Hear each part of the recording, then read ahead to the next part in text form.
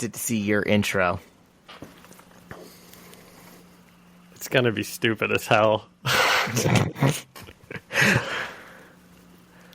Welcome to the First Read Ultimate Podcast, where we break down Bendis' iconic run, or issues 1 through 160 in her 1610. I'm John, and with me as always is my co-host, Zach Shellac, and the Ack Pack win again. What? Is that from something? Yeah, it is. I figured you wouldn't get it at all. And and maybe a couple of our listeners, when they heard me say that, got it. But that is from an Xbox game called Fusion Frenzy. Did you ever play that one at all? Nope, I sure didn't, but... Well, there's a character called Zach, and when he wins, that's what he says. Zach Shellac and the Ack. Zach Shellac and the Ack Pack win again. Interesting. Yep, okay, I figured you'd like that. I'm glad I did the intro and messed it up. And But when I said, remember, no Russian, you were lost. I was like, okay, I guess John's not a video game guy. Noted. Yep, I still don't get that. Dude, no Russian is way more iconic than Zach Shellac and the Ack Pack win again. So what's that from? Oh, yeah, I knew that wasn't iconic. Only the best-selling video game of all time, Call of Duty Black Ops. Or, wait, no, MW2. Still, at one point, the biggest-selling game of all time. Okay. So that was John's debut on the intro, guys. I guess that means I have to do the outro, right? Oh, do you want to? I could send it over to you. That'd be fun. Yeah, send that over to me. So what's up? What you got going on today? And this weekend? Zach's in his awesome Fallout Boy America black and white tank top. Yes, I am. Gonna mow in it in a few minutes. Or whenever we get done with this. Dude, this is kind of fun because I don't get to say this often. Never have before. I went to my grandma's wedding last night. That was fun. Gosh, I'd say a lot of people probably don't get to say that. She's remarrying after my grandpa died a few years ago. Oh, that's sad, but that's really fun. Yeah. Good for her. And the guy she married... This just cracks me up. This just tickles me pink, John. They were classmates. They were class of 1954. Dude. 1959 in high school. I love this. And all of their surviving classmates were at their wedding, and one of them is like a preacher and married them. And Shyla said they look like Carl and Ellie, and I was like, what the are you trying to do? Do you want me to cry right here? Why would you say that to me? And... this guy... Zach and Shyla's wedding was like somewhat not up themed, but there were up things there. Homages, yeah. There were up homages, yep. I would say quite a lot of them, but I'm glad you thought it was like understated. Well, I didn't say understated. You said it wasn't. I just said it wasn't a theme wedding. Oh, it 1,000,000% was the theme. Oh, okay. All right. Yeah. We turned down certain good ideas because they weren't up enough. Oh, okay. Well, okay, there you go. I just think this is hilarious. So my, I don't even know what you would call him, step-grandpa. He, he's an older gentleman too. He's had a life. Pop? I was joking about that. I was like, we should come up with some really childish nickname for him, like Peepaw or something. You should. That's really funny. My dad, I think this is weird for him. He showed up in jeans, and I was like, Jesus Christ, Dad, why don't you just stand up and yell, I object, too? Show some decorum. Do you think he's upset? He's not upset, but I think it's strange for him. I mean, definitely, yeah, that's got to be really strange. This guy, Bob...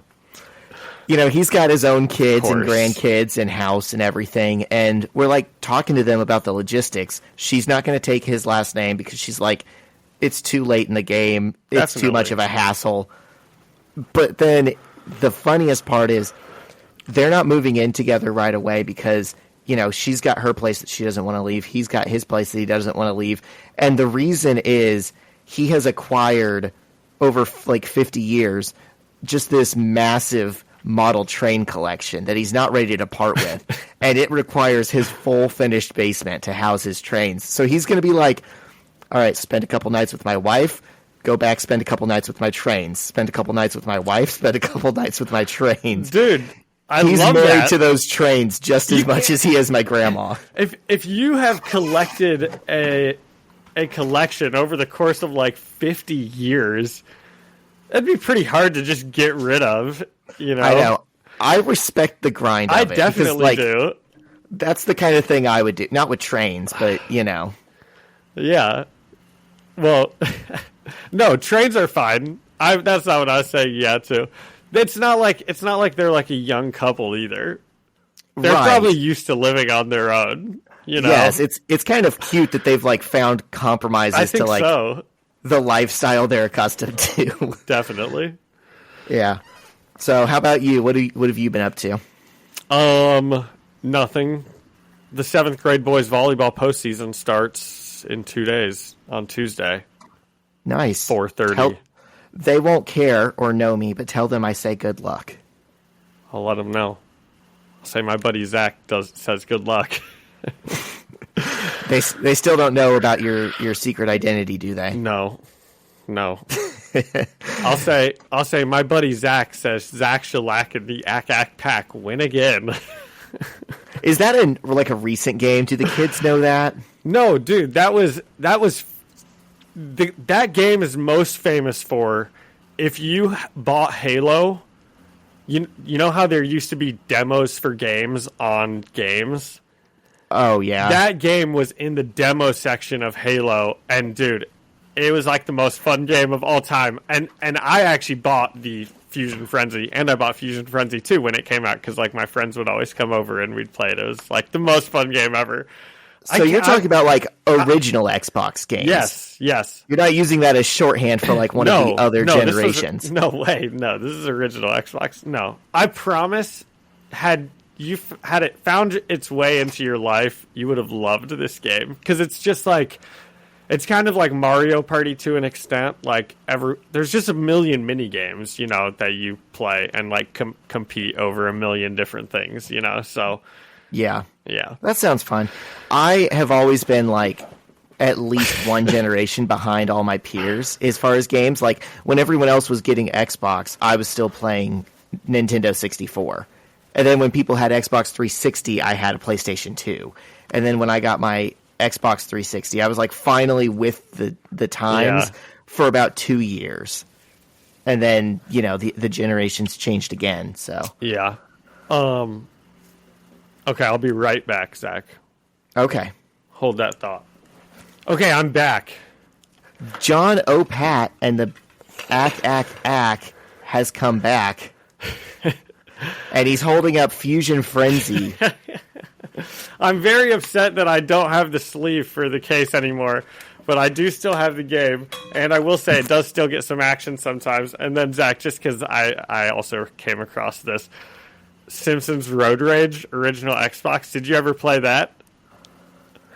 I feel like this is like an Uncanny Valley moment because I had Simpsons Hit and Run, but I've never heard of Simpsons Road Rage. Yep, there's 2. I've got that one also, but Simpsons Road Rage is like one of the most fun games of all time.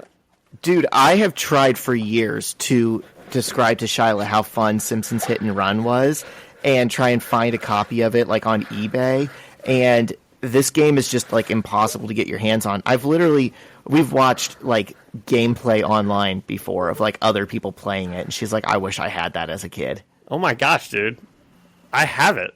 I'm like 95% sure. I don't want to run downstairs and check again, but I know that I had both of those games, and we'd always play Road Rage. It's funny that you say Hit and Run was so fun because I don't even remember what that one was. It was like Grand Theft Auto for Christian kids who couldn't play Grand Theft Auto. So me. Oh, yeah, that's right. Whereas Road Rage, you were just like in a car and you'd like destroy stuff. I mean, that So was it was also kind part of of. it was kind of the same game. But you could also get out, and like run around and kick people and run from the cops and stuff. Okay. Oh my gosh. That to this day is like a top 5 all-time video game for me. That's awesome. Okay. Should we get into these Spider-Man issues? Do you have anything else to go into? I don't. Let's get into it. Every business says they're better. But the ones that earn and display the BBB seal back it up. It instantly identifies businesses that are committed to operating with integrity, honoring promises, and telling the truth. Makes you wonder why every business doesn't have it. So look for it, because it's looking out for you. That's why it's the sign of a better business. And find a better business anytime at bbb.org.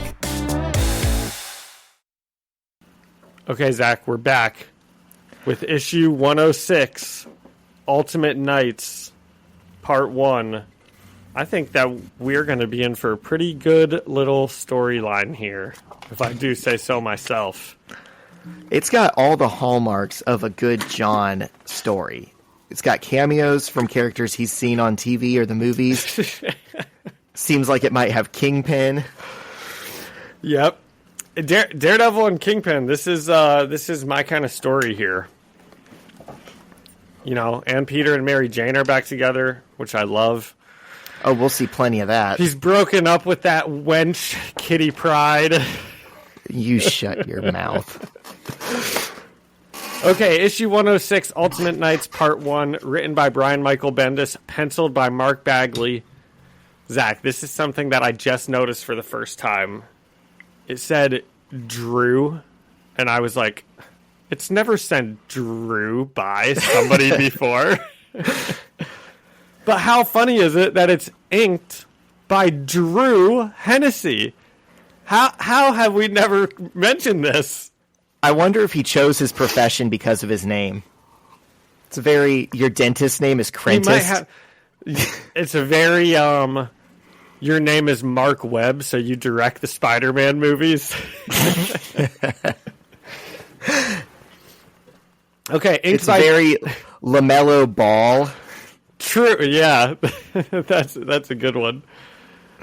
Inked by Drew Hennessy, colored by Justin Ponzer, and lettered by VC's Corey Petit. Peter and MJ are on the street in front of his destroyed house, and Peter is arguing with people from Damage Control that he needs to go in and get his stuff, to which they finally agree. So Peter walks through the house, sulking to himself. Phone's dead. Great, now I have my ex-girlfriend Kitty. Wait, great, now I have to call my ex-girlfriend Kitty and tell her that we're no longer dating so she can come and beat the holy snot out of me for being a two-timing snake. Which I am. And he out loud says, "Oi!" before thinking to himself, exactly, and I'm not even Jewish. What's up with that, Zach? I thought you've told me multiple times that he's specifically written to be Jewish. Dude, I had the same thought, and I'm glad you brought it up. I have seen Bendis, like, replying to people's comments. Like, people will tweet at him or something, or ask him at a comic book convention, and they'll be like, why did you have Peter learning Yiddish? Why'd you have Peter doing this? And he's like, because he's Jewish. He doesn't even say, I think he's Jewish, or I wrote him as Jewish. He straight up says, Peter is Jewish. That is, like, his conception of the character. And this flies in the face of that, and I am so confused. It's really interesting. I wonder if anyone's ever asked him about this specifically before. I almost want to, but I also feel like creators probably hate that when, like, someone... I mean, that sounds so nitpicky and nerdy. I mean, he's just going to be like, yeah, I shouldn't have said that. It was just like a throwaway line, right? There's no other explanation I think he would give. I mean, to be like, excuse me, in issue 107 that you did 20 years ago, he specifically says this line on page 3. Bendis is just going to look at you and be like, okay, well, that's a mistake. I'm telling you now, he's Jewish. Okay, so we cut to Aunt May. Oh, Peter went in to get his Spider-Man suit. That's what he went in for. I didn't even think of that. So we cut to Aunt May, MJ, and Peter, and they're all in the hospital. And Aunt May looks at Peter and says, or she looks at MJ, and she says, "So, MJ, you knew Peter was," before Peter cuts her off and tells her that they have to talk in code. And MJ says, "Yeah, she knew."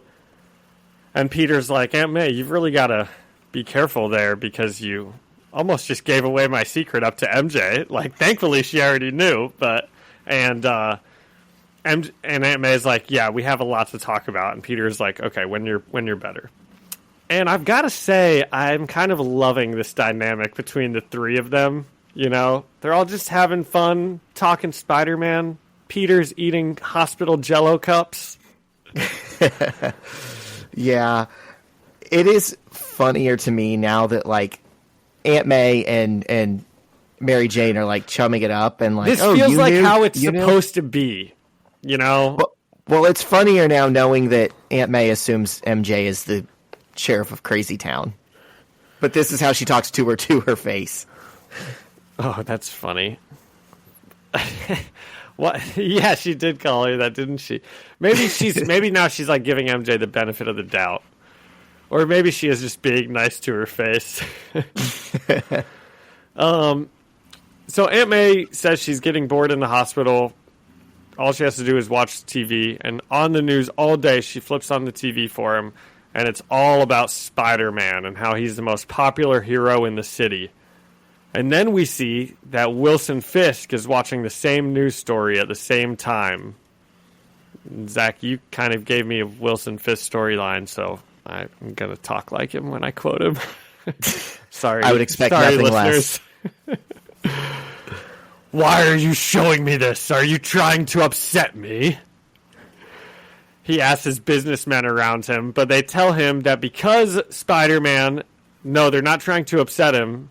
Because Spider-Man first appeared in that one wrestling show, wherever back it was, and then that wrestling show went bankrupt, and it was bought by a subsidiary and a shell corporation or something else. Now somehow it's to the point where Wilson Fisk owns the likeness and the image of Spider-Man. And Kingpin gets a smirk on his face and tells his people to take any media or any license offer that they can and run the image of Spider-Man into the ground. What do you think? I'm loving this era of the villains not being, like, scary as much as they are just petty. Like, first we had Doc Ock trying to make Peter cry and gaslighting him, and now we've got Wilson Fisk like, "Oh, yes, Spider-Man branded adult diapers. Put them on every shelf in the country." Dude, that is really funny. Gosh, that reminds me, the title of the last issue that you named it, Dr. Octo Polarity, that's a pretty good title. That I feel like probably won't get as much love as it should, because you have to think about it for a little bit, you know, because Polarity's from the boys. Well, I was just going based off of, like, he's magnetic now. He can control... That's what Polarity in the boys does, is he controls metal. Okay, but it's also just a metal, like a scientific term. I had never heard Polarity was controlling metal before. The only time I had ever heard of Polarity is when Doctor Who says reverse the polarity. Magneto's daughter is Polaris, and she has his powers too. And well, John, I guess it wasn't as much of a deep cut title as I thought it was.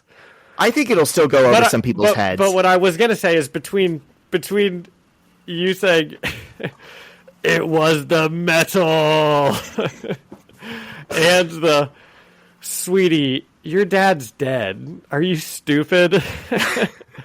I think Dr. Octopus is your Kingpin. That panel made it into the Instagram too. I was like, there's not even any drawing in it. It's just our favorite panel of the week is just this little word bubble where he's making fun of Peter. Well, I will say one more thing about polarity and magnetism. That's going to come back in a big way in this run later. Ooh, okay. Because little tease. Magneto? I've said too much. Okay. Well, I like this villain also because, you know, I don't know. He's like he's just a smarter caliber of villain than some of these other villains who might be like uber smart scientists, but they're like crazy people, kind of. Yeah. It's funny that he's trying to hurt Spider-Man in a way that is completely 100% legal. Yeah. No one else would think of this other than Kingpin. No. So Peter and MJ wait for the bus, the like city bus, before Peter makes schmoopy... I'm sorry, I keep messing up their names. Before MJ makes schmoopy eyes at Peter, and instead of waiting for the bus, he swings them away to wherever they're going. And I'll just say every time we see them that I just think it's really cute, you know? I feel really bad for Kitty because she comes back, and I feel so bad for her. But yeah, Peter and his side chick are just having a great time, and we love it. Listeners, it's okay to have two girlfriends as long as you're happy with both of them. You know? Oh, man. Okay, Ayn Rand. What, is that an Ayn Rand take? She, like, stood for, like the most radical individualism ever, and she's like, she had a husband and she had like several like boyfriends, and she was just like, there is no objective truth in the world. So it's okay when Peter Parker does it, but when Ayn Rand does it, it's not. No, I'm saying Peter Parker's no better than Ayn Rand. She was like, there is no objective truth in the world, therefore do whatever makes you happy, and like took it to the extreme of like, consequences don't matter, that's other people's problems. Yeah, I know she's like a very famous political author that what are the type of political people that really like her? What are they called? Well, Rand Paul was named after her. If that tells you the answer to your question in a diplomatic way. It's what he is. What is he? Libertarian? Yes, libertarians like love her. Dude, Rand Paul's parents, like naming him after like the most libertarian author ever. Like, give this guy a chance at whatever life he chooses. Like, it's not even his fault he ended up like that. You know, he clearly was pushed into everything. Yeah. Imagine if like white parents named their kid Barack. Like, just don't do that. That's cringy. Gosh, just that's don't really name cringy. people after politicians. Dude, that's so cringy. You can name your cat after that, right? If I had like a big white crazy looking cat, I'd name that dude Bernie in an instant. That would be fun. Of course, I'm dunking on all this, and here I am named after a president. Zachary Taylor. You were named after Zachary Taylor? Yes. But you will never find anyone in the wild who has an opinion of him. I was named after my grandpa and John F. Kennedy, and my brother Robert is named after Robert Kennedy. So my parents are little freaks also. Okay, but that's more common, and also you're Catholic. I feel like there's like a cultural thing there where it's like, oh, this is one of our people. This wasn't just like... Yep, that's true. This wasn't just a guy, you know, in politics. Dude, you should hear how triggered my mom gets when people say that John F. Kennedy would have been a Republican today. Okay, should we get back on track? What were we talking about? Let's get off politics for a second. We said Peter is like Ayn Rand because he cheats on his girlfriend. So Peter swings them away, and they head towards the Baxter Building. And the Fantastic Four, they want to run a couple more tests on MJ to check in with her. And Reed says she'll be totally fine, it won't hurt at all. So Peter runs across the street to the Daily Bugle to check out his job. I love this world building. Daily Bugle's right across the street from the Baxter Building. I didn't know that, but it makes sense. Everything's right across the street from something else in Midtown Manhattan. Everything's right across the street from something else everywhere. Yes.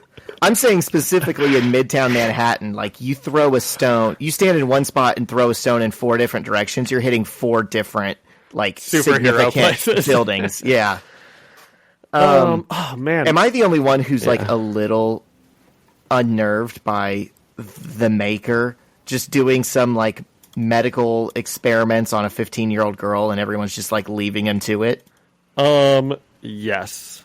I was not unnerved at all. I was actually like, oh dude, I want to see how this guy becomes evil, because he sure doesn't seem like he's got a lick of evilness in his body right now.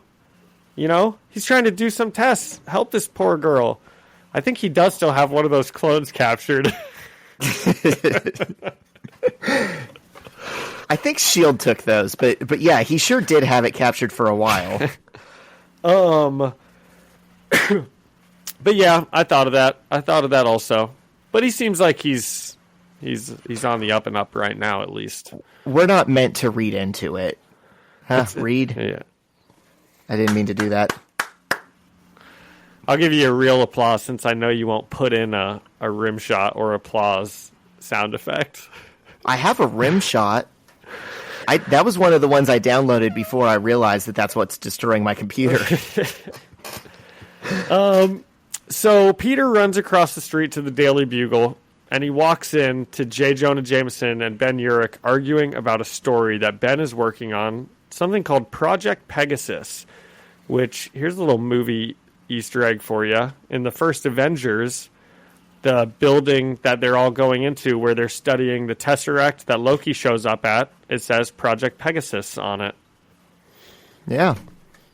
So they turn and see Peter. What is Project Pegasus in the comics? It's just like a dorkier shield. Oh, okay. They turn and see Peter, and J. Jonah Jameson says, "Oh, look who's here. It's Mr. I can come into work whenever I want." And Peter stutters out, before J. Jonah Jameson finishes sentences, "I am fired. I don't work here anymore. I just learned a hard life lesson. Parker came to work here for lessons. You don't show up for work, you get fired. It's a life lesson I just taught you. Today you're a man. Bye-bye."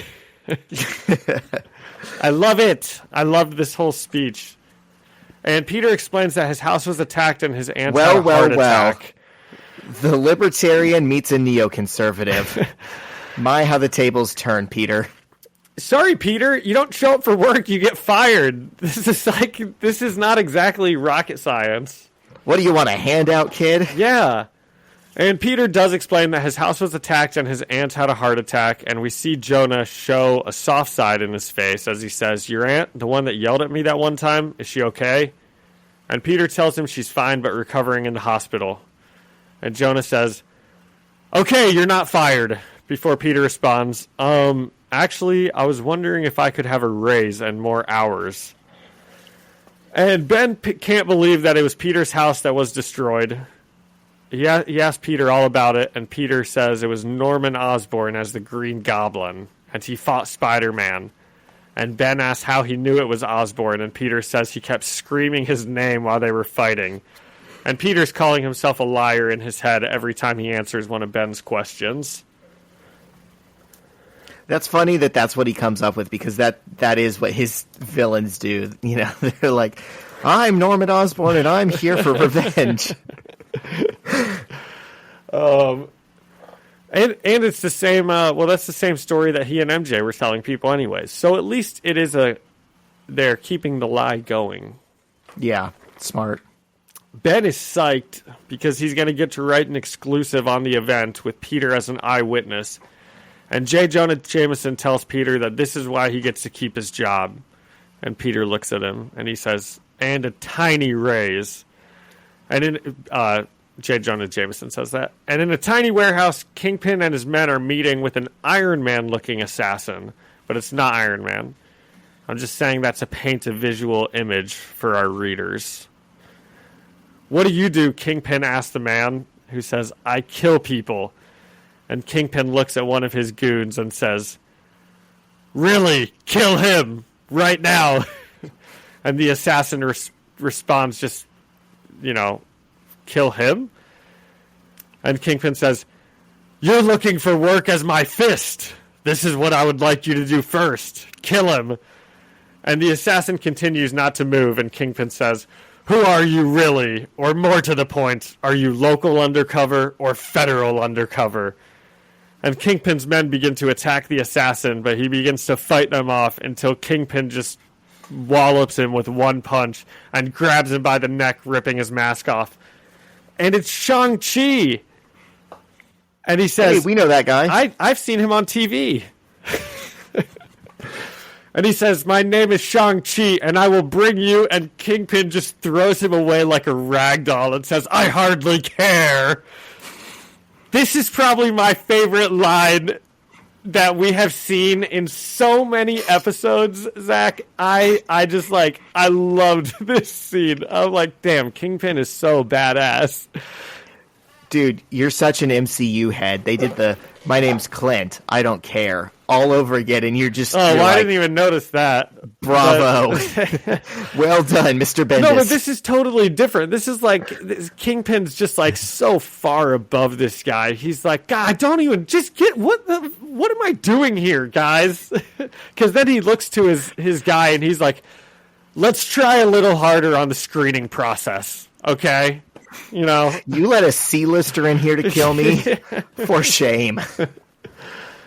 So Shang-Chi's about to be caught. The goons shoot at him. He manages to get away. He's about to be caught. One of the men is still hot on his trail, but then we see a red baton knock him out. And we get a cool panel of Daredevil looking there, and he tells Shang-Chi, "There are smarter ways to take down Kingpin. I'm putting together a little something that I think you'd be perfect for." And this is very Nick Fury. This is just like the movies, Zach. We're assembling a team. Gosh, my favorite yeah. part of that page is Daredevil says, "The media calls me Daredevil," as he's got two big red D's on his chest. He's got little devil horns on his head. Okay, Matt, if you weren't calling yourself Daredevil, what does that stand for? Are you claiming to have double D's? Because you don't.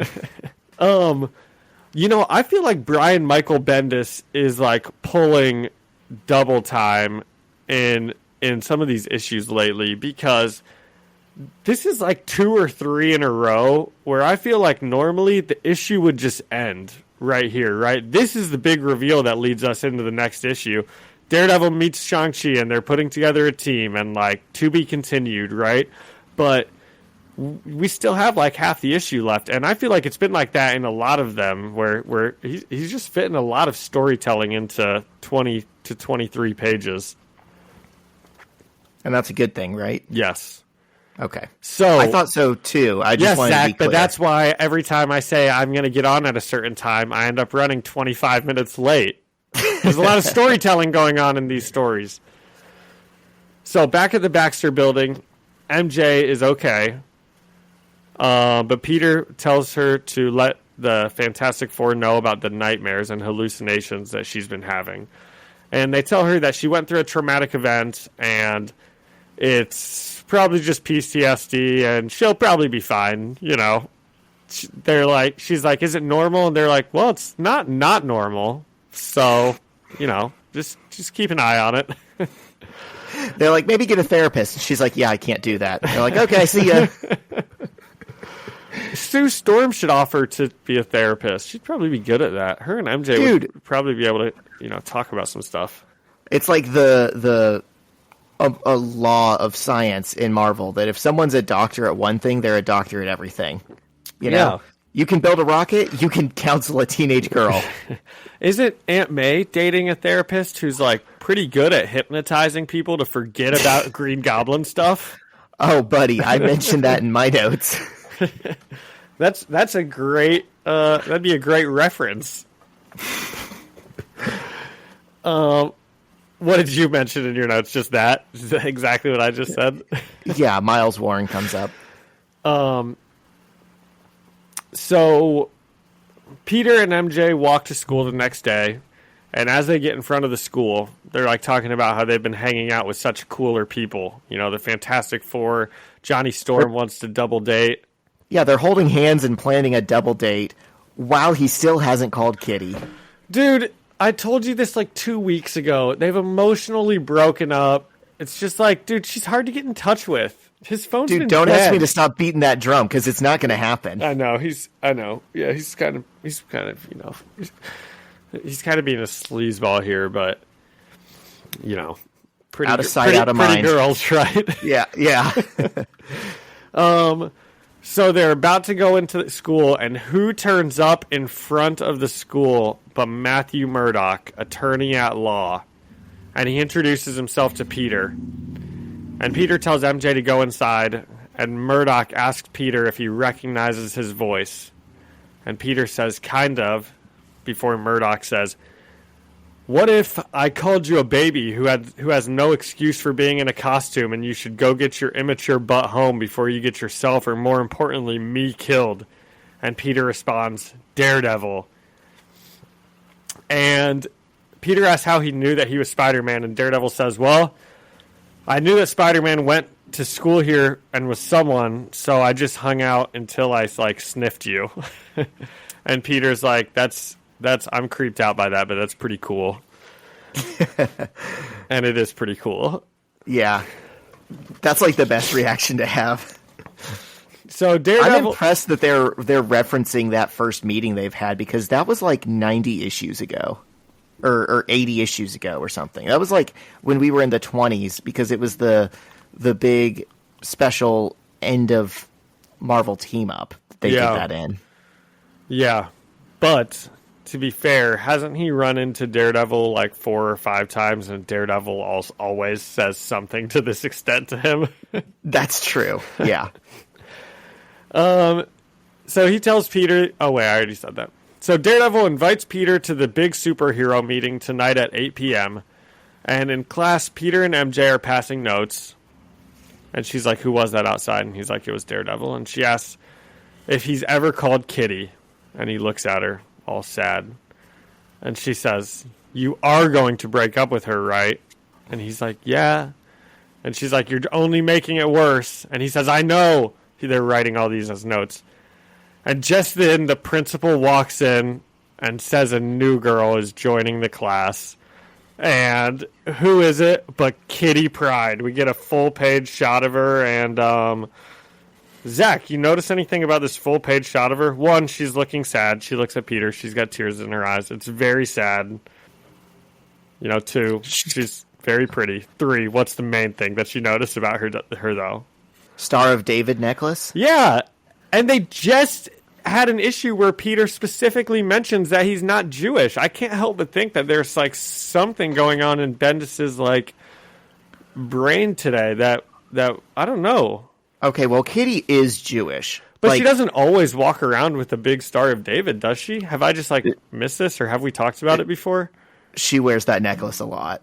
We've seen that even over her X-Men costume. Oh, well, good for her. I don't know that any other writers before Bendis have had strong feelings about Peter being Jewish, but I know for a fact Kitty being Jewish has come up textually time and time again. I'm sure we'll talk about X-Men later. A lot of this series, X-Men 97, is based off of the trial of Magneto in the 80s, and that only starts because Magneto and Kitty visited the Holocaust Memorial in Washington, D.C., to pay their respects to their dead family members, and the government was gross enough to show up there to arrest him. Oh wow.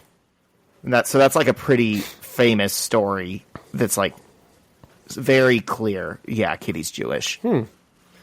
Well, I feel bad for her. She's got to go to school with her boyfriend and his girlfriend. But it also seems like she's purposefully concocting a very uncomfortable situation. We don't know the details. Because she knows that they're dating. She saw them. And she doesn't need no man. We're really jumping through some hoops to blame her, John. She's concocting a very dramatic situation. Gosh. Why should she be banned from going to Queens because he was a head? why should she like enter a whole new school and like go to school there just to like have an uncomfortable conversation with her boyfriend? I'm not having this discussion with you. She Okay, can do good. as she I don't want pleases. to either. Fine. Okay. I gave this one a 9 out of 10 hospital Jello cups rating. Yeah. Okay. I'll give it a 9 out of 10 Jello cups too. We kind of brushed over the Jello cups, but Peter, as he's eating them, he's like eating one after another, and he's remarking about like, I don't know why people hate hospital food. This is great. I love Jello. Yeah. I did. Yes. Yeah. So that's why that's like so funny. Is he was about that Jello. Yeah. This was you said it. It's very well paced. It seems to be setting up some cool stuff that, is catnip to us. A lot of spicy drama there at the end. There is a lot of spicy drama going on. I'm looking forward to this conversation. Yeah. Just because I said Kitty concocted the situation doesn't mean that I'm not happy that we're having it. Really, Bendis concocted this situation. That's true. So, do we got anything else? We want to see where this goes because we might get that conversation you're looking for. No, let's see where it goes. Okay, so issue 107, and John, I just got to point out this is the record breaker for Streak with Bendis and Bagley working together. That's pretty cool. Yeah, I wonder how high they'll go. They just keep extending it, man. So same creative team. Kitty walks into class, and Kong is cheesing from ear to ear, and Liz looks upset, and Peter and MJ both look like they've seen a ghost. And the teacher tells Kitty she can take the seat right there behind MJ. And from the time it took Kitty to walk from the door to her seat, Peter and MJ still haven't moved their bodies or changed their facial expressions. And they just can't believe what's happening. And the principal opens up the floor for questions since Kitty is a famous mutant. He thinks that's like the right way to do it. He's like, well, I'm sure you guys will all want to know all about Kitty, and she's famous and she's a mutant, so go ahead. And someone's like, aren't you an X-Men? And Kitty says she was, but they parted ways. And Kong asks to see her powers, and so do other kids. And Kitty looks pretty uncomfortable with the situation, but they're chanting. They're like, "Show us, show us!" And so she phases her hand. The teacher's got to shut this down. This is crazy. The teacher's the one that got them all started on this. It's a madhouse, and the wild thing is, if they really thought this was the way to handle it, have a convention, have like a convocation where all of the students get it out of the way. They're having her do this for an individual class of like 30. She's going to have to do this next period, too, for all new kids. So do you think that there's any other mutants that go to that school? Yeah, but I don't think they're, out like she is. Okay. Poor mutants. You're starting to get the picture. I know, dude. I told you. I've fallen down, a huge X-Men rabbit hole this past week, and I've, actually, watched some, YouTube videos of some stories, and I'm like, this is my favorite. These guys are my favorite. Why did I not get into these guys before? Nothing made me happier this week than getting that text from you. I was like, it's about time. So Kitty looks uncomfortable, but she phases her hand through a book. And this is a pretty good visual storytelling. It's kind of what we've always seen about when mutants get mentioned. Some people in the class are visibly amazed while others look terrified. And Peter and MJ still aren't looking at her. And Liz says, "Oh, so you think you're better than us? Is that it? You call yourself Homo Superior?" And Kitty's like, "No, and I didn't coin that term." Kitty says she believes everyone is equal, and Liz goes, "Except for you. You're superior." And Kitty says, "I didn't say or even hint at that. I'm sure there are tons of things that you can do that I can't. I'm not very good at math." And MJ does try to get Liz to stop. Yeah, MJ says Liz, and that's the only thing she does this whole scene. Okay, well, chill. She, Kitty says, I'm sure there are tons of things you can do that I can't. I'm not very good at math. Maybe you are. And Liz says, I'm not. And Kitty says, so we're equals. And John, this is nitpicking, but I kind of hate that because Kitty is supposed to be like a computer genius. So I feel like she would be very left-brained. She's probably very good at math. Yeah, she was being humble. And Jessica Jones says, oh, you're the one dating Spider-Man, and clicks a picture of Kitty. And from where she's standing, we can tell Peter is probably in the foreground of that picture with Kitty, with a shocked look on his face. So Jessica Jones had said she's like doing something for the school paper or whatever. So I'm just imagining this is the picture she gets, and she's like gonna put it in the school paper front page. Former X-Men and Spider-Man's girlfriend comes to Midtown High, and there's just gonna be a picture of Kitty with like a shocked Peter that's like actually the main subject of the picture. They're going to be like, who is this Spider-Man? Well, wait a second. I don't think so. I think that's what the panel makes it look like. But then if you go to the next panel after she takes the picture, Jessica Jones is actually like closer to she's taking the picture from almost like the opposite angle as that reaction shot from before. You know? Does it look like it almost looks like Jessica Jones has switched sides within panels? I don't know. We might have got him. We might have got him there. I don't see that at all. Like you line them up, and it's like Jessica, and then Peter in the middle, and then Kitty on the end, and that's like what the picture comes out as. Okay, but look at this is so nitpicky. But look at after Jessica takes the picture. We're looking at two different panels. Yeah, there is one that makes it look like she walked around him. Yeah, because then now she's closer to Kitty, and Peter's like in the foreground from the other direction. Well, and we're seeing it says click, click, click. So what happened was she's probably getting different angles. She's literally walking circles around Kitty. Yeah, and clicking all these pictures of her, which is very gross. Feels super weird. Yeah. But at least the first one is a picture of Kitty and Peter, and they're all like, hey, she's dating Spider-Man. Who's Spider-Man?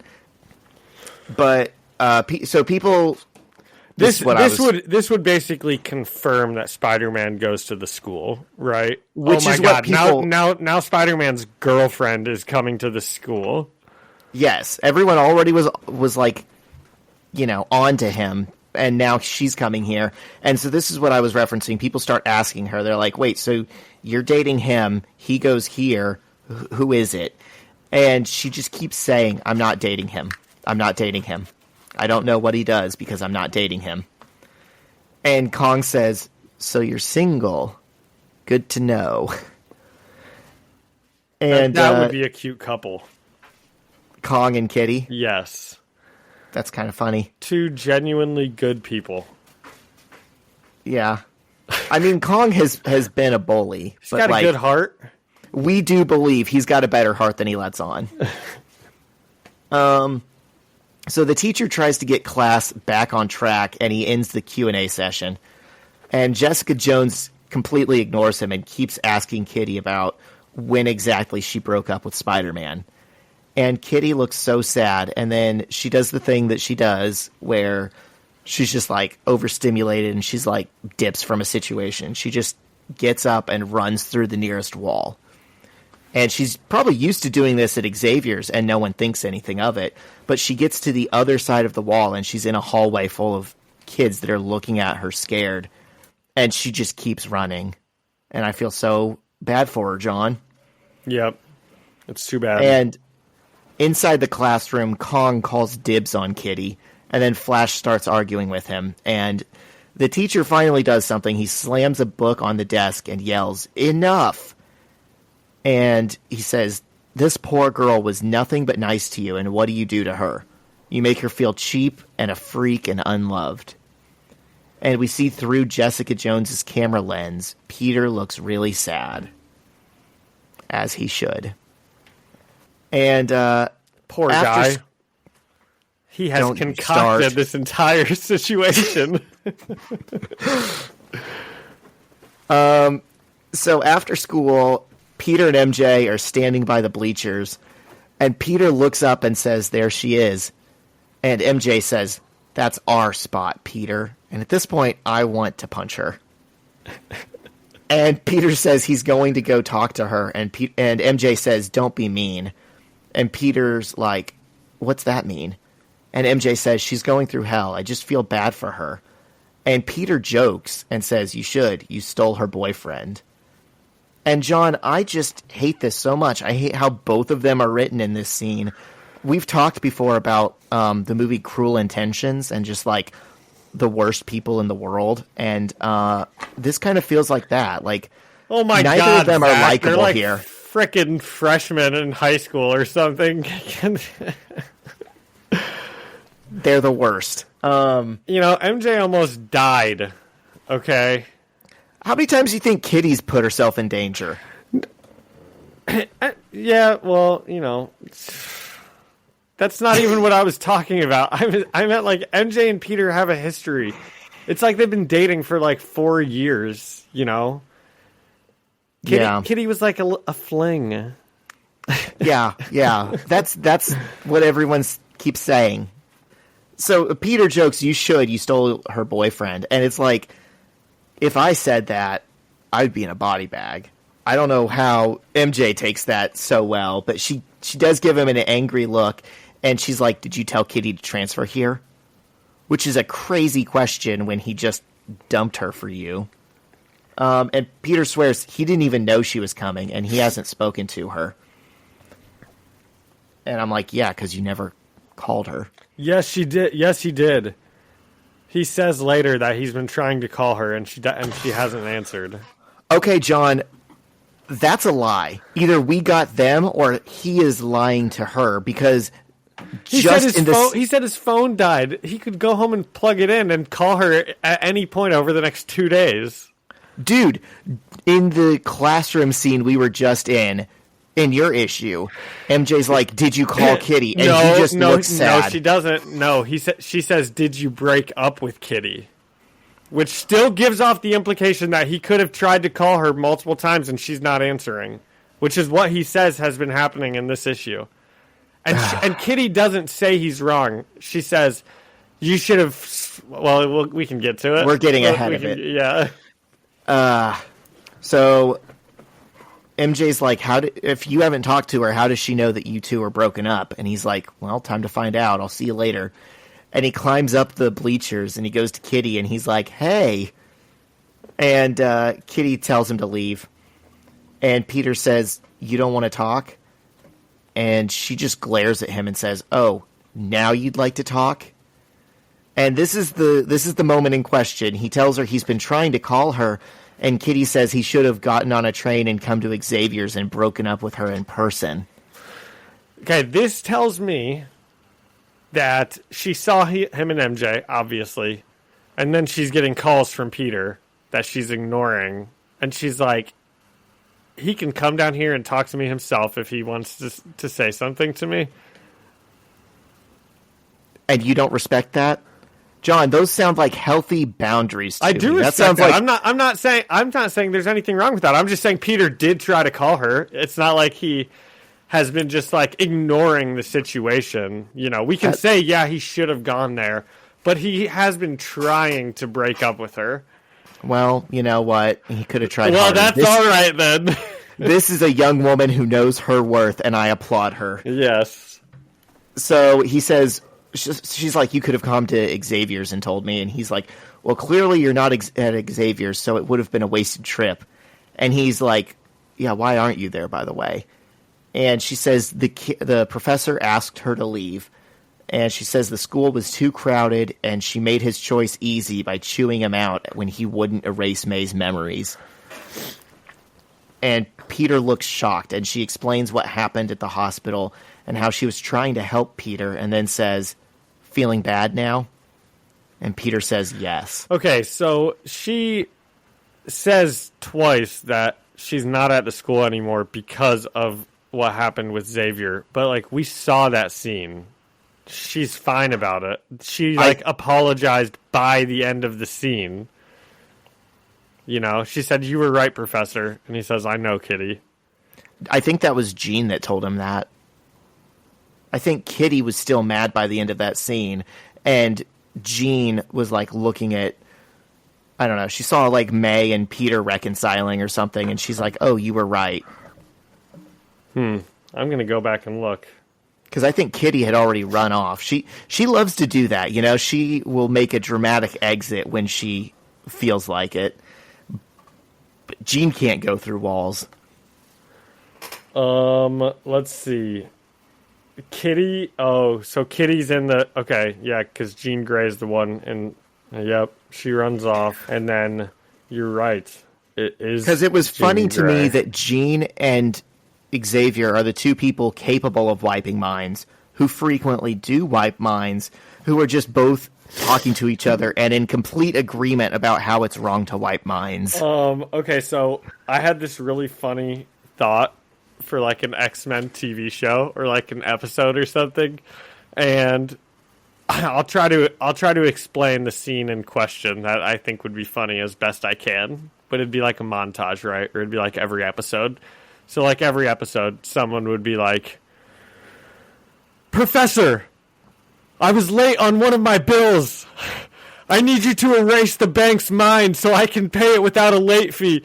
And then you get this full shot of like all of the X-Men springing into action, like a superhero shot, and Professor Xavier's wheelchair's rolling, and he's got like one hand on his head and one hand like outstretched, and then you just hear the teeth. And I think that would be a really funny bit if they just keep asking Professor X to like wipe people's minds for the most like innocent stuff, and he's like, to me, my X-Men. I think it would be funny if they did something like that, where, so you're not supposed to ask with X-Men, how do they have money for all of this? Because like a subterranean basement and retrofitted SR-71 Blackbird and all these like unstable molecule superhero suits, none of that is cheap. And this mansion blows up constantly, and they're just always rebuilding it. I mean, they have like the budget of a Fortune 500 company, apparently, and we're just expected to believe it's because, oh, Xavier inherited money, and Angel inherited money, and Emma Frost inherited money, and like between the three of those guys, they just kind of have, you know, a blank check. I think it would be so funny if they're like, okay, guys, that worked for a little bit, but we're really the purse strings are getting tight now. Let's just dip by Wall Street and listen to what, you know, these insiders are thinking, and then make some money moves and cash flow ourselves for another year. That's better than what I was thinking. I was thinking that they just steal credit, you know, just have an endless credit account with multiple banks, because Jean Grey and Professor Xavier keep like going into banks and just wiping people's minds when they need to. I think both would be funny, but the real gold mine in either of these situations is then the follow-up scene of them convincing themselves that they're not the criminals. Like, why, what's pennies on the dollar to Microsoft in the grand scheme of all the good we do?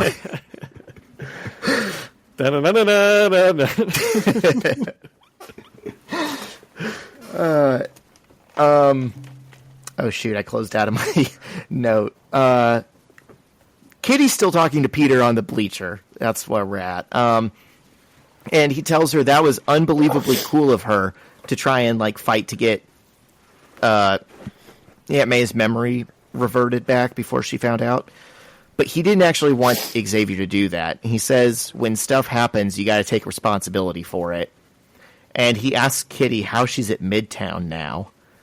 And she says her mom moved 8 blocks away, so she goes to school here now, just in time for her to come to Peter's rescue and find him making out with Mary Jane. So, John, she didn't create this situation. Her mom did. I mean, if we believe what she's saying.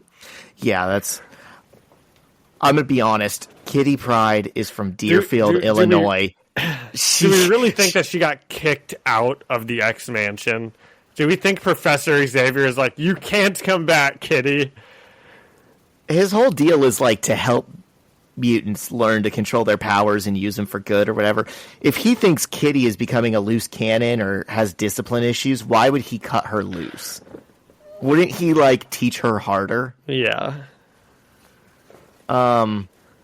But yeah, it makes no sense that, like, of everywhere in the world, her mom moves from Deerfield, Illinois to 8 blocks away from Midtown High.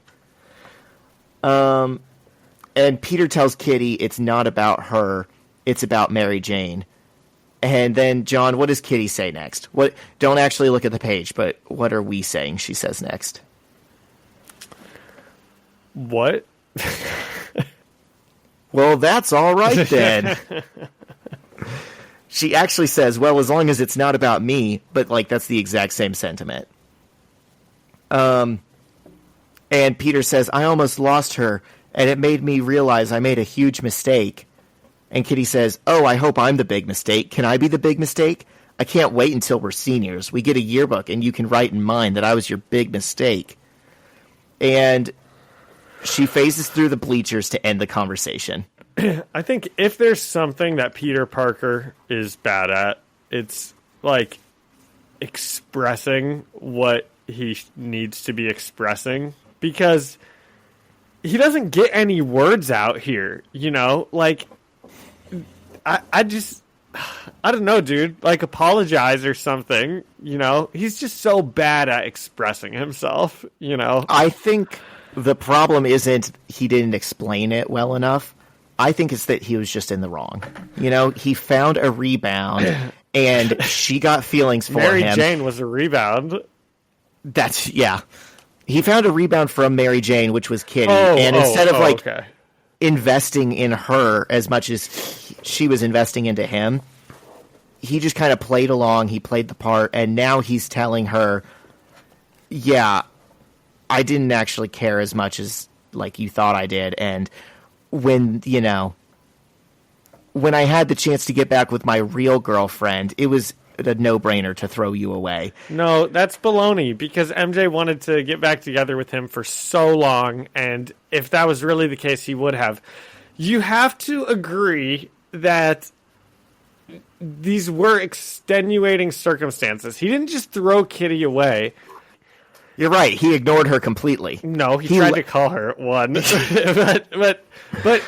but like, the reason he and Mary Jane weren't together was because he was trying to keep her safe. Well, obviously that decision-making put her in more danger than it would have had they just been together. So the situation totally changed. It's not like he was thinking to himself, I don't care about Kitty. I'm going to break up with her for Mary Jane the first chance I get. Like, if anything, he was saying the exact opposite of that for most of the issues that they were dating. I'm realizing now that I objectively, I don't have an opinion on this matter, because in a similar circumstance, in X-Men 97, I'm like, yeah, Jean should be with Madeline. Madeline's way more fun than Jean. Madeline's awesome. Jean should be with You mean Cyclops should be with Madeline? What did I say? Jean should be with Madeline. Yeah, I think that'd be incest. Cyclops should be with Madeline instead of Jean, because I love Madeline. And here I love Kitty, and I just want... whatever lady I'm simping for, I just want the best for them. That's fair. That's totally fair.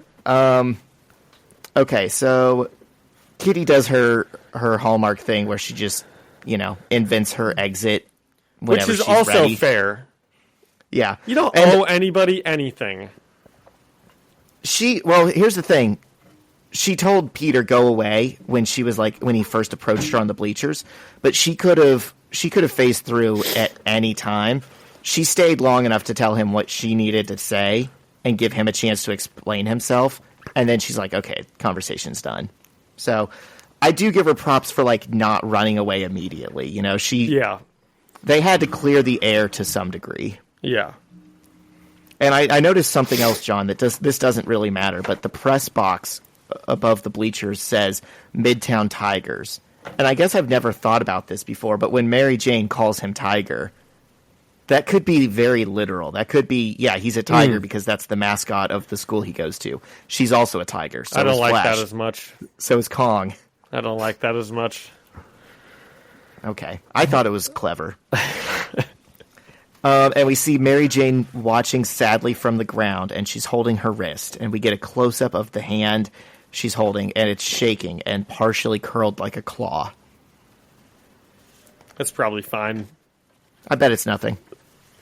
And we switch scenes to Aunt May's hospital room, where we see her boyfriend and part-time evil hypnotist, Miles Warren, has sent her flowers. Isn't that Oh my so gosh, nice? that's where you said it came up. When you said that, I was like, where did Miles Warren come up? What? I didn't know that. Good catch. Yep. It says, get well soon, Miles. So it doesn't say love Miles. I don't know if they're still together or if, that was just like they had a fun little fling and he still kind of cares about her enough to send flowers. I think they're probably still together.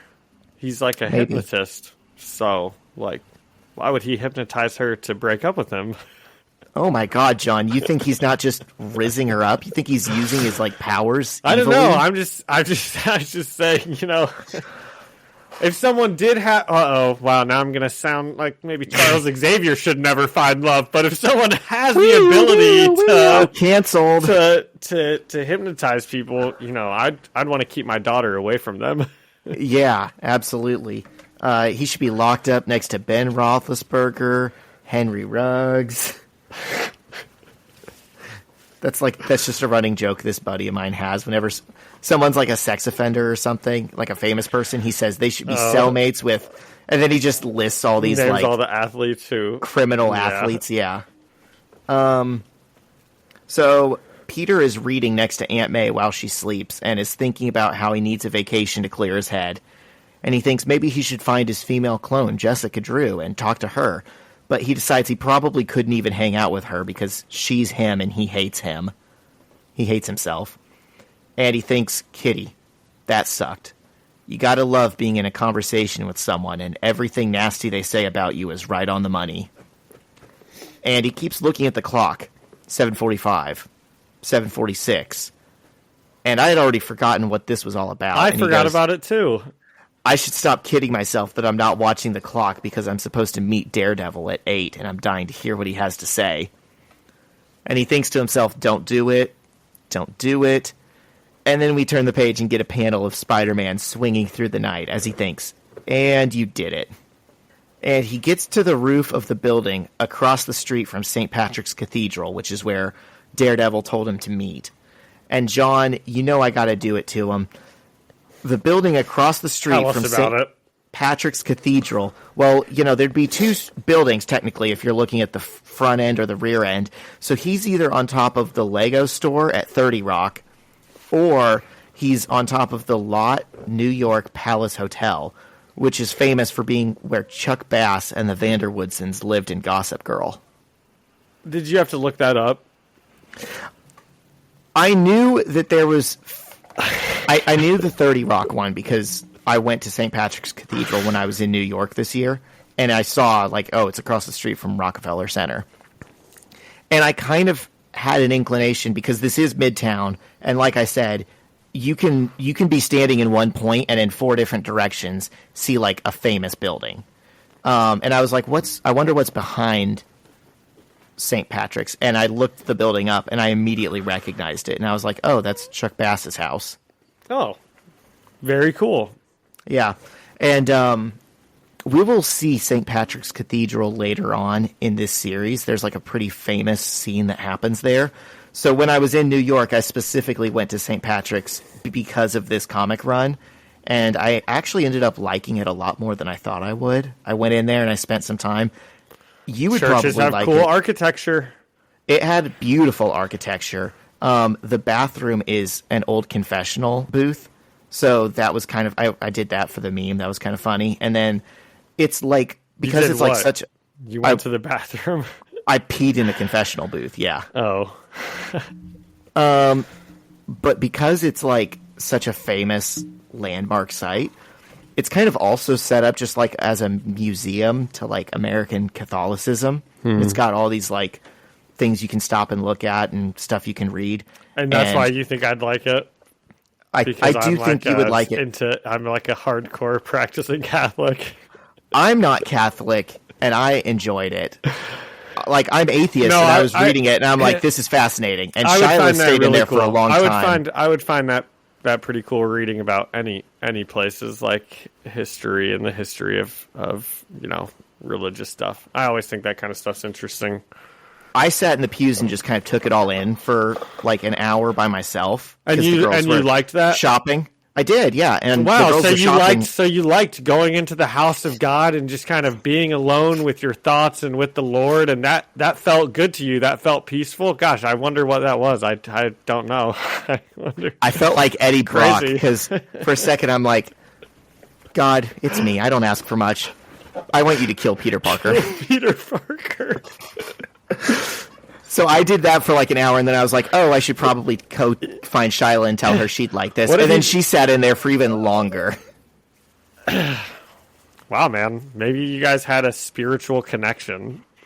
Maybe I should try going to church sometime. Anyways. Wouldn't it be funny if God responded to Eddie Brock and he's like, whoa, can I just like, what if we just like get him fired? You know, is that fine? And he's like, no, he has to die. He embarrassed me. The funniest part of that scene is always that he doesn't know he's Spider-Man. He's just praying for a coworker to die. He flirted with my girlfriend. I mean, the girl that I like. Anyways, so they're either on Chuck Bass's house or the Lego store. I see some chimneys, so I'm going to say they're on top of Chuck Bass's house. Okay. And he sees Doctor Strange, Iron Fist, Shang-Chi, Moon Knight, and Daredevil. And he's just kind of hiding and watching all of them for a second when Daredevil waves for him to come down. And Peter thinks, oh yeah, he has super senses. Did you already say who all's here? Yeah. We've got... Okay, I know Zach said it. I'm going to repeat it. Moon Knight, Shang-Chi, Daredevil, Doctor Strange, and the Iron Fist. Dude, in terms of people I've seen on the movies and on TV shows, you know, one of these people sticks out like a sore thumb because he sucks. and everyone already knows, but I'll say it anyways. It's obviously the Iron Fist. Yeah. No one likes him. Yeah. I will say his girlfriend when I was saw him cool. with all of these groups of people, I was like, dude, these guys are a step above you, man. You're like with the A-listers now, or at least the B-listers. I'd say these are some of these guys are C-listers, and then he's like the D-lister. Yeah. Iron Fist is to heroes what the Shocker is to villains. Anytime they just like need fodder to throw at a guy, they're like, let's just call Iron Fist. He's good for a couple punches. We need a bad guy to kill a superhero so that we know he's like serious and a big deal, yeah. But we can't make it a hero people will miss. Where's Iron Fist right now? What's his name? Like Danny Rand? Oh my God, Danny Rand. We've got another Rand in here. No wonder. Oh my God. Oh my God. This episode is brought to you by the Rand Foundation. Yeah. I love how he sucks so bad. His origin story is trust fund baby who went... Yeah, that's right. He was just like a party animal, wasn't he? Yeah. The Eastern wisdom of, you know, some vague Asian group. This guy sucks. He sucks so bad. I also just described Batman, Christian Bale's Batman, but whatever. No, Christian Bale just like went around becoming a ninja, and now he's like the world's greatest detective. Danny Ayn Rand got like superpowers from like being a white person who practices Asian stuff. Did you ever watch the Netflix show You?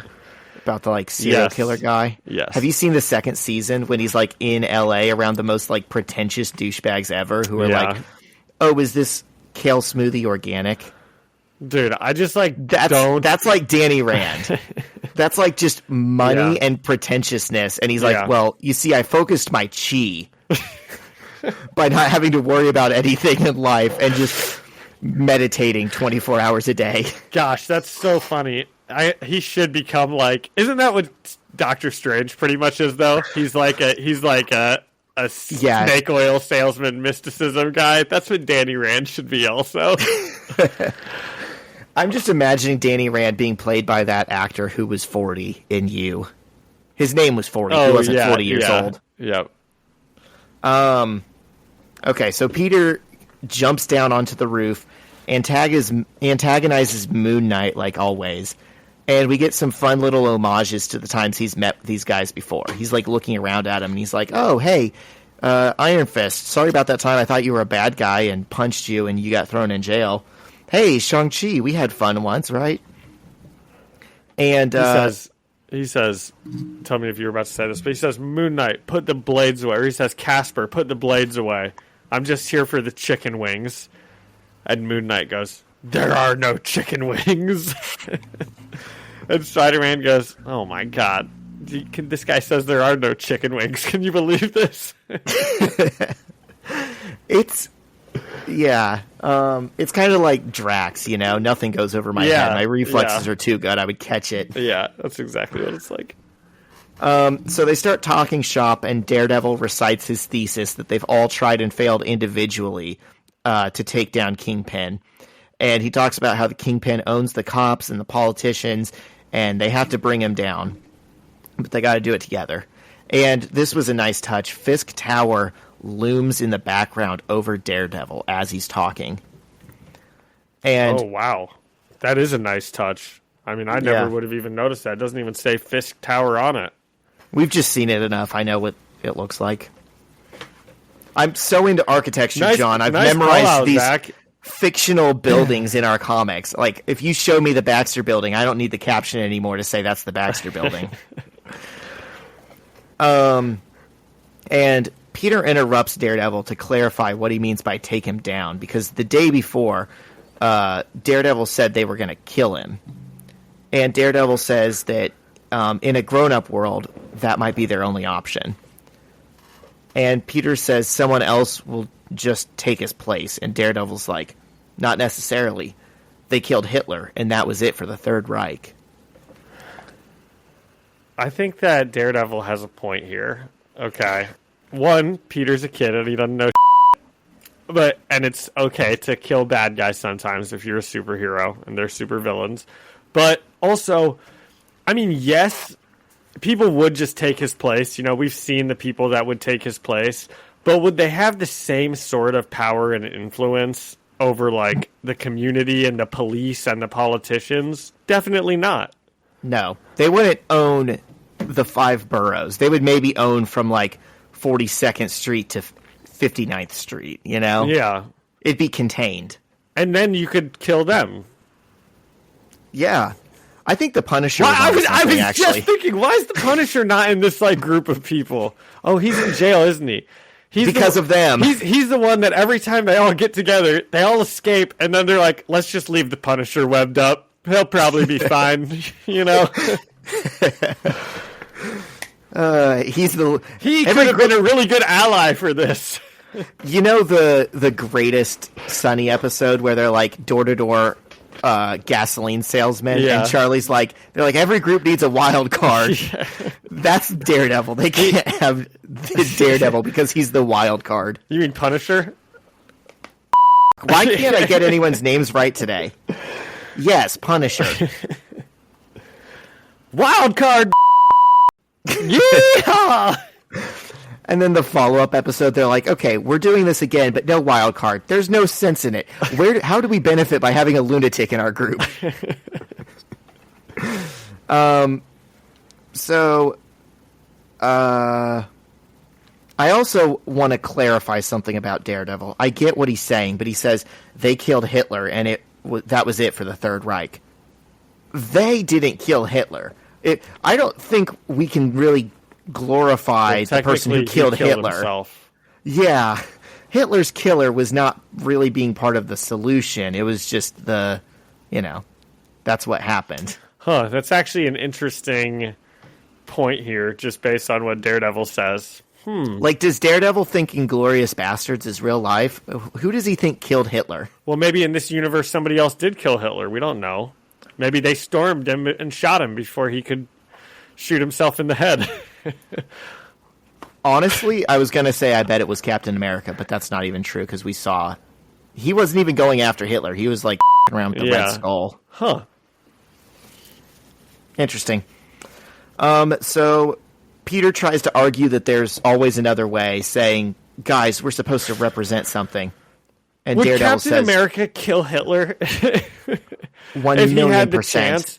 chance? Wouldn't he just beat his brains in and then like take him into custody? Like, he wouldn't execute Hitler given the option. He would capture him, right? Dude, I don't think Captain America's a If we're talking about Hitler, I think he'd know what to do. Okay. I don't know. I'd like to. There is a scene of him. The most like famous Captain America image is him like knocking out Hitler on the cover. Yeah, He's it's very memorable. He's punching him. He's not shooting him in the head. and the most memorable scene of Ultimate Captain America is him pointing at his head and saying, "Surrender." Do you think this on my head stands for France? As he's bashing a Nazi alien to death. Well, that's what I mean. He's telling him to surrender first. He's giving him the option. No, he's saying, I will never surrender. Oh, okay. And then he does just like beat him into a puddle of goo, doesn't he? Yeah, Herr Kleiser. Dude, I would love to see that scene of Captain America just beating Hitler's face into soup. Yeah. Okay, so Get us back on topic here. Peter says, guys, we're supposed to represent something, and Daredevil says, we will, and Peter says, something loftier, and Moon Knight tells him to grow up, and Iron Fist says, we tried that, look what it's gotten us, and Peter threatens to tell Nick Fury about this and stop them, which kind of, in this context, feels like the little kid at the sleepover being like, I'm telling Mom, It does. you guys are drinking, and it's like, shut up. I know. I feel like he must have said this line, like, if you guys do this, I'm going to stop you. I'm going to tell Nick Fury. I feel like he was, like, trying to make a joke. Surely he's not being serious. Because nobody actually cares what Nick Fury has to say, except for Spider-Man. I will say, this ragtag team of losers might actually be the exact level of threat that Nick Fury is qualified to take on. This is Daredevil and Doctor Strange. Dude, he has the ultimates. I guess that's true.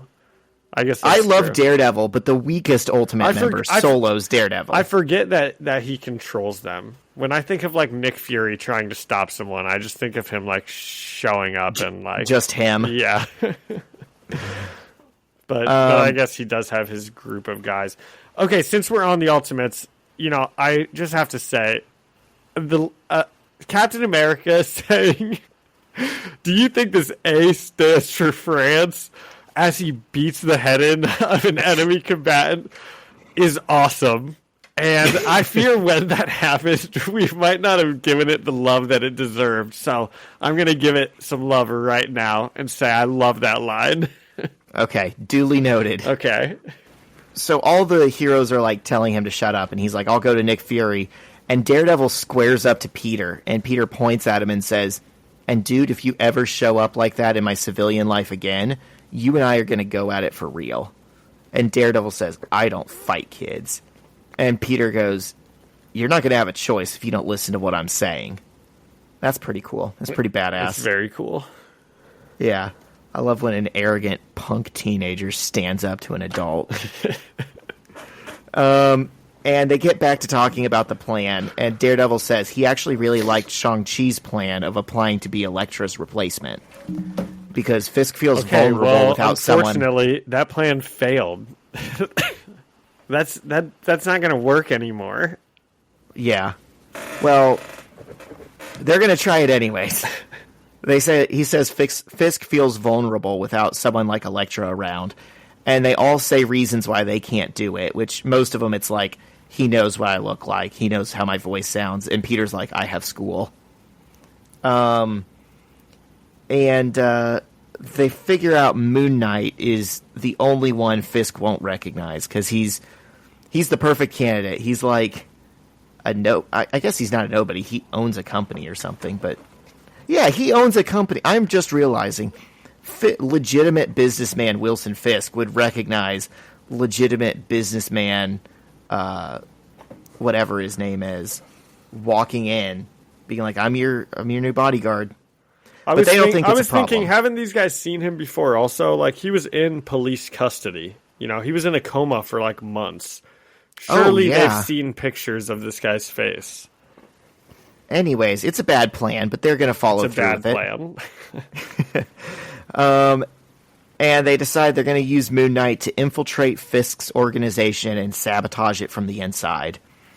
And then we cut to Danny Rand, the Iron Fist. I don't really like that all of these, they had this plan. They're like, we're going to kill him. Let's just go kill him. He's just a guy. We'll break in. We'll, kill him. It'll be easy peasy. And then Peter jumps in, and he's like a 15-year-old kid. And now, all of a sudden, they're just going to change their entire plan. That was, so easy to do and accomplish to something that's, way more... This takes way more planning. This is now, an Ocean's 11 style plan. Where did Peter get this much influence over all of these guys? I have no idea, dude. Yeah, he really... Daredevil should not have invited him to the meeting. I'm surprised he did. Yeah. All he's done is, yell at him to stay out of their way. And it's very hypocritical if Daredevil's like, I don't fight kids, but I'll sure enlist him for my battles. Come and help us kill this guy. Yeah. So we cut to Danny Rand, Iron Fist, telling Wilson Fisk everything the heroes talked about. And he says, I'm not going back to prison. Not for them, not for you, not for anybody. And he's made some kind of deal with Kingpin to be a mole against the other heroes. And Kingpin says, well, Danny Rand, if this turns out to be true, you've certainly earned my friendship. This guy sucks. At least it's someone expendable, so if he dies in the process of this, we won't feel bad. No. He'll have deserved it. He's a rat. Yep. And I don't Snitches understand get stitches, why is Danny. he ratting on all of them anyways? Because he's not going back to prison. He thinks the best way to not go back to prison, instead of just living a civilian life, is to still be doing what he did that got him into prison, but also be undercover for a mob boss. Yeah. That's the cleanest way to live. Yeah, exactly. Hang out with all of these superheroes as you're actively working against them. John, he's playing both sides, so no matter who wins, he comes out on top. Okay, what'd you think? I'm going to give this an 8.5. I didn't like it quite as much as the last one, but the talk with Kitty definitely had to happen. Well, they need another talk to happen at some point, I feel like. What, is she just out of this? Dude, she goes to his school. She's the opposite of out of this. She's in this. Dude, I want her to go back and be X-Men. You have a We're not better X-Men, though. life than this Kitty. Go be an X-Man. No, dude, she's like part of the cast now. Is she? Listen, John, no one can keep a bad down for long. Peter's going to have to look at her face every day and see what he did. And then maybe she gets to still kick some butt. And maybe she gets to kiss some Peter Parkers. Hopefully the one that hasn't screwed her over yet. Hopefully the Scorpion one. I think we can all agree that's what we're rooting for. Scorpion Peter deserves love too. He does. He's a little, his wires are a little crossed, but he's a good dude. Yeah. I'll do, I don't know. I think I'm just going to give this one a 9. I think a 9 is becoming like my standard, just like good episode, good issue rating system. But I think I'll give this one another 9, and I'll give it 9 what, Zach? Better heroes to invite to the revenge tour than Spider-Man. Yeah. Oh, what about then Iron Fist? Yeah, okay, yeah. Jeez, there were so many guys. There's so That they many could have morally called. gray heroes in this universe. Like Hawkeye, Punisher. I know Punisher's the wild card. We just said that. I'm Black sure Cat. Luke Cage is somewhere. Go call Black Cat. She hates Get Wilson her back Fisk. in the mix. She's so fun. In the mix. My God, I She love is so Felicia. fun. Yeah, Missed she needs a new opportunities. man. Her and Daredevil would make a great couple. Let's just ship every person that comes into every pretty girl needs a boyfriend. Can we agree on that? And they're all me. Okay, now I'll say 9 out of 10 better heroes to invite to the superhero team up. Specifically for revenge and murder. Yeah. Like, you wouldn't invite Batman to, like, your little, hey, dude, we're going to go kill someone. You in? You should know you don't do that for Spider-Man either. Yeah. Yeah. Call Captain America. He's good to bash some brains in. I mean, even if you can't, like, get a hold of him, there's, like, some second-tier Ultimates that I think would do this. Like Hawkeye, Wasp, you know. Yeah. Go get one of those guys. Yeah. Okay. What else about these issues? Danny Rand. All my homies hate Danny Rand. Good. Next week, there's some ninja on the cover pinning Spider-Man. Clone Knights Part 3. You might know who that is based on looking Did at you it, say but I Clone don't. Knights? Clone Knights. Clone Knights. It's the Clone Knight Saga. And to be clear, because unfortunately we have to clarify this isn't one of the scantily clad, sexy female ninjas. This is a overly clad male ninja.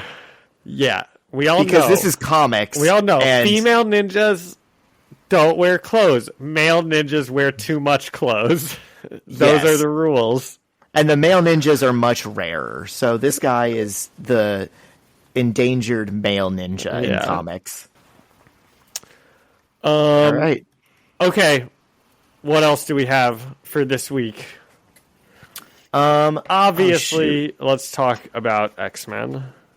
Yeah. Obviously.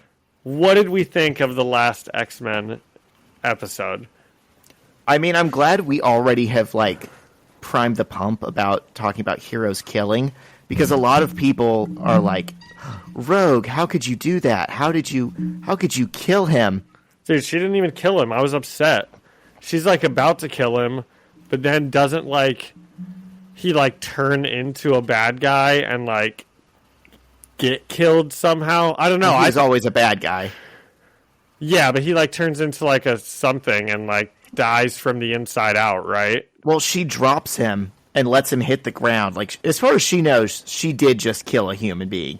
He just also happened to already have, like, nanotech in his body that he just rose back up and, you know, he's now like a robot. Or yeah, he's fine. I feel like they do that so then they can be like, well, Rogue didn't kill him, and it's like, I don't care if she did. That's fine. I wish she had. Yeah. It was a good episode. Okay, the scene with Captain America.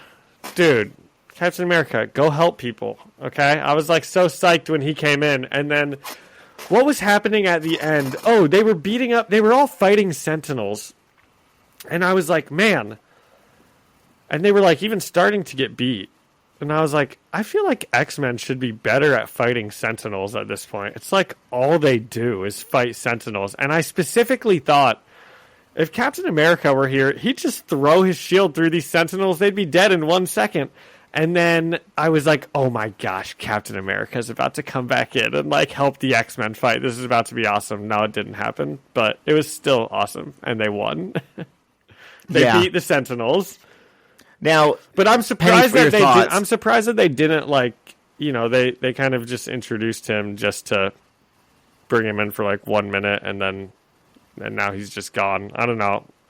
Maybe it's just like world building. She's just like, you know, all these heroes just kind of like talk to each other, but I thought I was expecting more.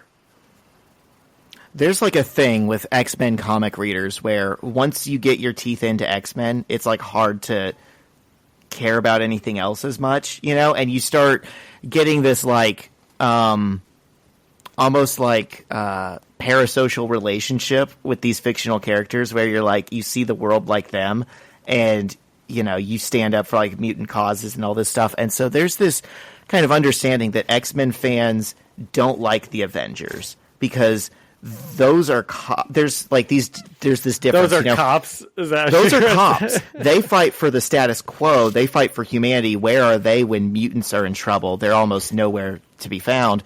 Those are coworkers. We are a found family. Those guys are like government. We are private sector. It's very much like an us versus them divide, even though they're still superheroes. And so I think diehard X-Men fans, even when you know, like, oh, Captain America should stand with the oppressed more, that's like kind of what he would do. I think it's cathartic for X-Men fans to see an X-Men get to like chew out the top Avenger and be like, you guys don't do enough for us. Where were you? Yeah. And then she chucks his shield. Yeah, that was kind of fun. I just like good. to imagine him climbing that put mountain. Captain America in his place. Yeah. He should be standing up for them. It'd be just so fun to watch him like walk around in the snow for like 2 or 3 days looking for his shield. Yeah, dude, I was thinking that's when I was thinking about the X-Men like this past week and you know, watching videos on random things, and that was one of the things I was thinking about, like how have I not gotten into these? How do I not like these characters more? Because you have to pick a side. And it's so, like, you know, I know people are, how's this getting political? But like the X-Men are very obviously political from the beginning. You know, they talk about like there's just like it's like all about like standing up for the oppressed, right? Which is why Captain America is like my favorite superhero, because in the MCU I feel like that's what he's all about, is like standing up for the little guy, and that's what the whole of the X-Men comics have always been about. Yep. So, yeah, I'll have to start reading some. I dare to say, Zach, I had the idea that when this run ended, we might have to get into some X-Men runs or something. I've said this before. I kind of chose the scope of this podcast and like what we would be reading based off of the understanding that there's already too many phenomenal X-Men podcasts, and I'm like, I can't compete with that. But no one's talking about Ultimate Spider-Man. But I mean, even if no one listened, well, after this, we can just start talking about what. Yeah, we can read whatever we want to. Yeah, I think there's some options. There's some ways we can still, you know, give ourselves an excuse to read some X-Men. Yeah. And I also feel like probably most runs aren't 160 issues, you know? So no, it wouldn't take 3 years to work through a run. It might take, you know, 10 weeks or something to work through 20. I don't know how long things are, but right, some of the stuff I was reading about were, I heard about I watched stuff about like Cassandra Nova and the E for Extinction storyline, and then the God Loves Man Kills storyline, is that what one's called? And you know, that's I don't like know how long those like ever. runs are, but they're probably just like graphic novel length things, like how Batman has like graphic novels, I would imagine, but I don't know that for sure. God Loves Man Kills was like one of the rare things that was originally published as a graphic novel. It wasn't like it came out in the monthly comics and then they put it together. It just all came out at once as one book, and it's like cool. I think probably the best standalone comic story like that I could recommend someone. If someone was like, I just want to read one comic book in my entire life and see what you see in all of this, I'd be like, okay, go read God Loves Man Kills. E is for Extinction is like 5 issues. It's the first 5 issues of Grant Morrison's run, and then it has been collected into like, you know, trade paperback, which is basically a graphic novel. Yeah. So I don't know. It's good stuff. I'm glad you're enjoying it. It is good stuff, okay? And the X-Men movies were always like some of my favorite movies when they came out also. I used to like the movies, but like as you learn more about the comics, you'll be like, yeah, these sucked. These are just full of missed opportunities and not understanding the characters. It could have been so much cooler. Yeah. Yeah, well, it's funny you say that because, you know, Rogue is so boring in all those movies, and I didn't even know that she had powers apart from, like, if she touched people, then she, like, sucked their life force. But, you know, dude, she's, like, flying around like she's one of the most badass X-Men in this TV show, so... She's a powerhouse. And that's taken me a little bit of time to, like, be okay with, because I'm like, Rogue is lame. Get her off the screen, you know? Suki, get out of here. You know how she's so strong and can fly and is invulnerable she can take and all people's that? powers. Well, the longer she touches you, the more she absorbs. So, like, if she just does that, maybe she gets your powers for, like, 20 minutes or so. But she held on to Carol Danvers, Captain Marvel, for too long. And she, like, put her in a damn coma for a few years. And there was, like, a Captain Marvel living in Rogue's head, like, split personality style. And she permanently got her powers. So she's basically Captain Marvel that can also steal people's powers and memories. Is this in the X-Men animated series from the 90s? It is, and it's from the comics. Okay, so why were they fighting Carol Danvers? Rogue used to be a supervillain because her adopted mothers are Mystique and Destiny, who are supervillains, and they were like, oh, you're going to help us do crime and stuff. And she was like a teenager and didn't know better, so she did, and she got in a fight with Carol Danvers, and then, you know, at some point was like, came to the X-Men, she's like, I'm sorry, I want to be better, sugar. And they're like, no, we hate you. You absorbed our friend. And then she kind of has to earn their trust. Cool. Yeah. It's a lot of fun. Yeah. Well, I'm looking forward to the next one, the next episode, because hopefully we get Charles Xavier coming back. Magneto's coming back. Oh my gosh. Have you ever seen the movie Reservoir Dogs? Love it. Oh, the stuck in the middle with you scene. That's what you were thinking? Definitely. I had the same thought. Yeah, the guy's like dancing around Magneto, like playing. I don't remember what song he's playing, but yeah, that was Flying my very purple first people thought. eater. Yeah, yeah. Because he's got like purple skin. It's kind of subdued in the show, but in the comics, like you say Bastion, they're like the purple guy. Yeah. So who's Bastion? Do you want a spoiler? Because they're going to tell you in the show. Okay, no, I don't need a spoiler. Okay, I'll just wait. I will say this: I'm pretty pumped. So Bo DeMayo, the director that got fired, but is still like tweeting about the show constantly and like talking to people about it. When episode 5 came out, and everyone was like, "This is the greatest animated TV show episode I've ever seen," he's like, "Oh, just wait until you see episodes 8, 9, and 10. They're just as good, if not better." So we're in the home stretch here, and he's set the bar pretty high. I'm excited. You know, the kids at school are watching Schindler's List in some class, I think. Middle school? I don't know. Maybe it was just like the teacher that I share an office with said she was going to watch it. I don't know. Because you're right. It'd probably be a bit young for middle that school. That me up in high school. So anyway, of course, after she says this, I'm like trying to explain the X-Men line. I'm like, oh, do you ever watch this X-Men show? See, Zach, I let my like little nerd out a little bit at the school. And she's like, no. And now I'm like trying to explain this like animated show and why it's good and the relation to Schindler's List because of the one line. And I've never felt dorkier or stupider in my life explaining it. And she's like, oh, yeah, my daughter likes those kind of shows. And I'm like, oh, okay, cool. Daughter, I'm glad their kids like it. You know, it's great. That sounds like a polite way to be like, oh, yeah, my kid watches Bluey. Yeah. Minecraft, yeah, my kids say it's great. Yeah, I was saying something, and she goes, "Oh my daughter would probably know what you're talking about." And I'm like, "Oh, good. I'm glad I can relate to the kids, you know." And she's like, "She's an adult, okay? She's in college." I'm like, "Okay, I guess." But you know, it did make me think.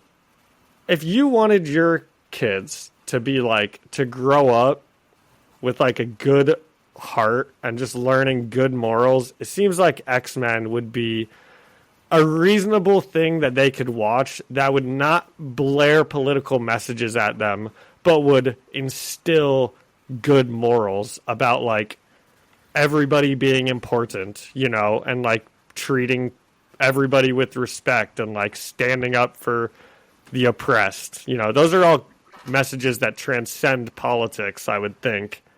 Definitely. If you ever want to know, like, this sounds so corny, I can't believe I'm about to say it, but if you ever are, like, wondering what's the right side of an issue, you kind of can look at it and be like, okay, well, which side would the X-Men be on? Because that's, like, the people that need defended and stood up for and have the, cards stacked against them, kind of. Yeah. Yeah, and that story, God Loves, Man Kills, I mean, gosh, it's hardest title in all of fiction. It's also like the most obvious parallel to, like, it is literally just like a politician fear mongering, and that's like what it is about. Is like he's actually a televangelist, get, like, just riled up by someone who, people aren't even doing anything wrong, but like someone can go on TV and just like rile you up against a set of people. And that's just how it works. Yeah, he's actually a televangelist, which I think makes it way more interesting than just the politicians are against us. There's like a social and like a religious element of it too. Yeah, and televangelists like famously never like rail against certain groups of people. Right. Okay, what else do we have to talk about? Oh man, I know we're running long, but I did have something this week that we always run long nowadays. I wanted to share it with you. I almost texted it to you, and I was like, I'm going to save this for the pod. So, you remember a few weeks ago when we were like joking about like we made some reference to like how ridiculous Air Bud is, and they're like, well, the rules never say. Yeah. Yep. I had this thought one night, and I just let it run to its like natural final conclusion. I was like, I tweeted these, and then I gathered the tweets and put them on my Instagram story, and I made a pretty cool edited picture of this playing out. I said, the rules never explicitly said that a rat hiding in a chef's hat couldn't control the dog playing basketball.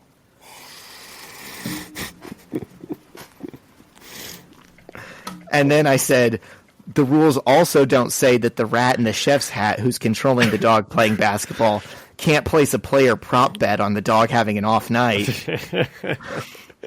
And then the final one is, furthermore, the SEC's lifetime trading ban on Jordan Belfort doesn't explicitly prohibit him from training a rat to control a dog who can play basketball and convince the rat to place bets on Mr. Belfort's behalf. That's true. And I made this little... I don't know how much of this you'll be able to see. I made this little photo edit of Air Bud wearing a chef's hat, dunking a basketball, and the Wolf of Wall Street celebrating in the background. And Dwayne Wade's giving him the pass like he did the famous pass to LeBron James. Yes. That's a tremendous Photoshop work right there. Thank you. I did it all on Snapchat. Oh, wow. I didn't know you could do stuff like that on Snapchat. Mm-hmm. Impressive. Thank you. So that was just my dumb thought that I was like, oh, this is stupid, but it may be like kind of worth sharing. I love it. Well, I bought an X-Men thing, and it's going to show up here tomorrow. So unfortunately, it will miss this week's pod, but I will reveal it next week's pod. So there's a little tease for everybody. Dude, I can't wait. I'm so excited to see what it is. I look at like X-Men merch, like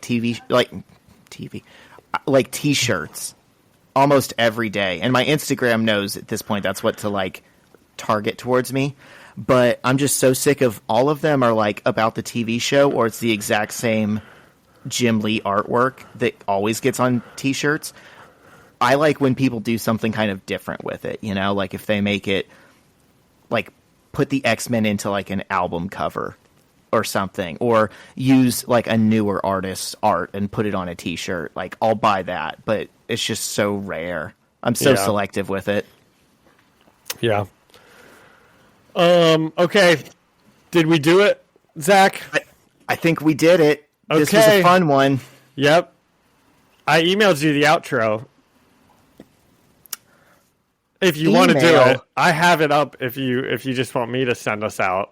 Oh, no, I've got this. Let me pull up my email. Dude, what is this, a job? What else? How else should I have sent it? Text me. thank you to Ian Hickey for our music and Alyssa Seaman for our artwork. And thank you all for listening and leaving a review or a comment. You can find us on the First Read Ultimate Spider-Man podcast on Spotify, on Apple Music. You can also come and chat with us and leave a comment on Instagram at First Read Podcast, or send us an email at firstreadspidey@gmail.com. Find us on YouTube at First Read Ultimate Spider-Man Podcast. Thanks, and see you next week. Well done, Zach. See you next week.